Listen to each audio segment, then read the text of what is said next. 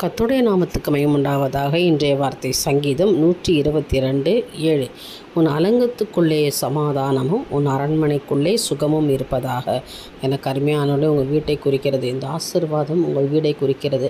உங்கள் வீட்டுக்குள்ளே ஒரு சமாதானமும் சுகமும் காணப்பட வேண்டும். வீட்டுக்குள்ளே ஒரு அலகடிப்பு, ஒரு பிரச்சனை, ஒரு உபத்திரம் இருக்குதா? நீ கலங்காதீங்க. இன்றையிலேருந்து கர்த்தர் சொல்கிற உன் அலங்கத்துக்குள்ளே சமாதானம், உன் குடும்பத்துக்குள்ளே நான் சமாதானத்தை உண்டு பண்ணுவேன். உன் அரண்மனைக்குள்ளே நீ வசிக்கிற உங்கள் வீட்டில் உன்னை நான் ஆசீர்வதிப்பேன். உன் சமாதானத்தையும் சந்தோஷத்தையும் நான் கொடுப்பேன். சுகம் இருக்கும். வியாதி, வேதனை, பலவீனம் இவை எல்லாவற்றையும் நான் உன்னை விட்டு அகற்றி போடுவேன். ஏனென்றால் சமாதானத்தையும் சுகத்தையும் கொடுக்கிற தேவன் இன்றைக்கு உங்களோடு கூட இருக்கிறார். என்னுடைய சமாதானத்தை நான் வைத்து விட்டு போகிறேன், ஒருவனும் உங்களை எதுவும் சேதப்படுத்தாது என்று தேவன் இன்றைக்கு சொல்கிறார். ஆனால் சேதமான காரியங்கள் எல்லாவற்றையும் உங்களை விட்டு அகற்றி போட்டு சமாதானத்தையும் சந்தோஷத்தையும் இன்றைக்கு கொடுப்பார். நம்பிக்கையோடு அந்த நாளை துவங்குங்க.